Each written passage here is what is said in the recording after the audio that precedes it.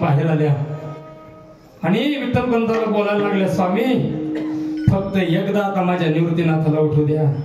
आईसाहेब आतमध्ये गेल्या, थोडी शिवरंजनी लावा. हा आतमध्ये गेल्या आणि गेल्याच्या नंतर महाराज आईसाहेब रुक्मिणी माताने निवृत्तीनाथाला उठवलं. अमोल महाराज काय अधिकार असेल निवृत्तीनाथाचा? काय अधिकार असेल? निवृत्तीनाथाला उठवलं, निवृत्तीनाथाला बाहेर घेतलं आणि निवृत्तीनाथाला वचन मागितलं, निवृत्तीनाथ हा आता आम्ही कायम तुम्हाला सोडून जाणार आहोत, पण जाण्या अगोदर एक वचन मला दे निवृत्तीनाथा. सांगितलं आई काय झालं ग, तू का रडते? बाबा तुम्ही का रडताय? सांगितलं निवृत्तीनाथ हा या धर्ममार्तंडाने न्याय दिला, आम्हाला जावं लागेल, पण एक वचन बेटा तू आम्हाला दे. ए बाळा 5 वर्षाची मुक्ती आहे, ती तुला काही मागेल तिला देऊ नको, माझा सोपान तुला काही मागेल देऊ नको, पण माझा ज्ञानराजा तुला जे मागेल ना ते त्याला दिल्याशिवाय राहू नको. वचन दिलं आणि आईसाहेब आणि बाबा दोघेही मला इंद्रायणीमध्ये जे समर्पण त्या ठिकाणी केला. ऐका ऐका जे समर्पण केला सांगा तुम्ही. आई गेली, बाप गेली, निवृत्तीनाथाला रात्रभर झोप लागेना, कुट्याला पाठ ठेवून हुमसून हुमसून निवृत्तीनाथ रडत होते. सकाळी ब्रह्म मुहूर्तावरती आईसाहेब मुक्ताई उठल्या आणि उठल्याच्या नंतर आवाज दिला, आई ग. हा आवाज ज्यावेळेस निवृत्तीनाथाच्या कानावरती पडला, परत निवृत्तीनाथाचं हृदय भरून आलं आणि आई भेटणारी आई आज ओ देत नव्हती आणि मुक्ती धावत धावत धावत इंद्रायणी मातेकडे गेली. ए इंद्रायणी मा सांग ना ग माझी आई कुठे आहे? आई ग करत मुक्ताई भटकायला लागल्या. सिद्ध बेटावरती आई गेल्या पण आई दिसत नव्हती. धावत धावत धावत धावत निवृत्तीनाथाकडे आली आणि निवृत्तीनाथाला विचारलं, दादा आई कुठे आहे? दादा बाबा कुठे आहे? महाराज निवृत्तीनाथानं सगळं घेतलं, सांगितलं मुक्ते आता आपली आई बाबा कायमच आपल्याला सोडून या ठिकाणी गेली. आणि हे वाक्य 5 वर्षाच्या लेकरांना ऐकले आणि जोर या धुमाडा फोडून मुक्ताई आई साहेब रडायला लागल्या. आवाजानं माऊली ज्ञानोबा राय जागे झाले, सोपान जागे झाले आणि चारीच्या चारी लेकर महाराज निवृत्तीनाथाच्या गळ्यात करून रडायला लागले. अलंकापुरी सोडली, पुढे तीर्थयात्रा करायला लागली. कथा भाग ज्ञात आहे. आणि त्यावेळेस माऊली ज्ञानोबा राय निवृत्तीनाथाला म्हणावं त्या ठिकाणी, दादा आता मला तुम्हाला काहीतरी मागायचंय. आणि मागायचं म्हटल्यावर आईचं वचन ध्यानात आलं. सांगितलं, दादा मला काय पाहिजे तुम्ही ऐका. माझा मराठाची बोल कौतुके, परी अमृता तेही पैसा जिंके, ऐसी अक्षरे रसिके मिळवली. हा संस्कृत मध्ये असलेला ग्रंथ मला प्राकृत मध्ये करण्याची मुभा द्या. पूर्वी प्रथा होती,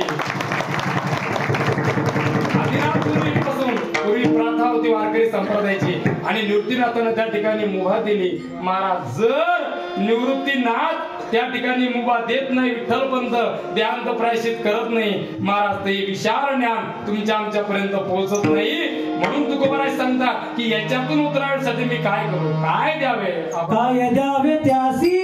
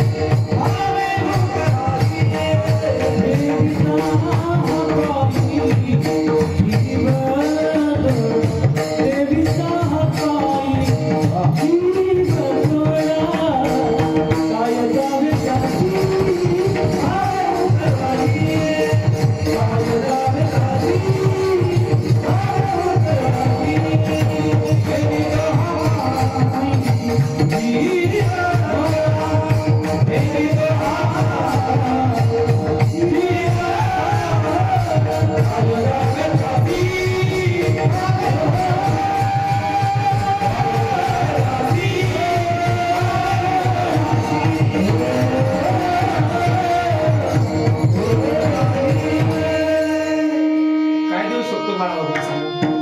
अरे ध्यान तर प्रायश्चित करावं लागलं. माऊली ज्ञानोबरायाला समाजाने भिक्षा दिली नाही. एवढं करून सुद्धा संतांनी आमच्याकरता एवढं विशाल ज्ञान या ठिकाणी तयार करून ठेवलं. आणि आमचा जीव जरी त्यांच्या पायावरती दिला महाराज तर तुकोबराय सांगतात तो कमी होईल. मग संत काय करतात तर ते सहज बोलतात अभंगाचं तिसरं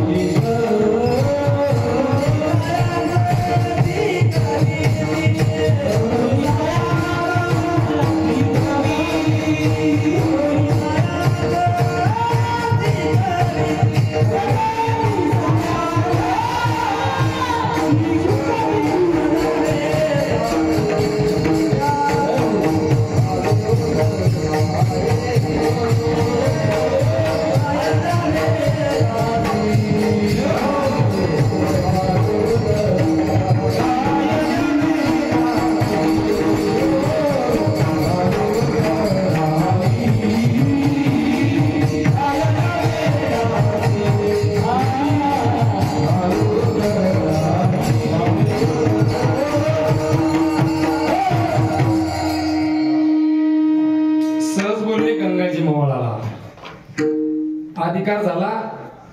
गाथा लिहिली बर का. गाथेची रचना तुकोबरायाने केली पण गाथा कोणी लिहिला गंगाजी मावळाने. मला सहज बोलले इथंही घडलं उपदेशही घडलं. आणि पुरणपोळी खाण्यासाठी आलेला गावबा याच्याकडून उर्वरित भावार्थ रामायण करून घेतलं. सहज बोलणे करुणी साह्या शिकवती झाला अर्थ याचा एवढा. मला सांभाळतात कसे अभंगाचं शेवटचं चरण.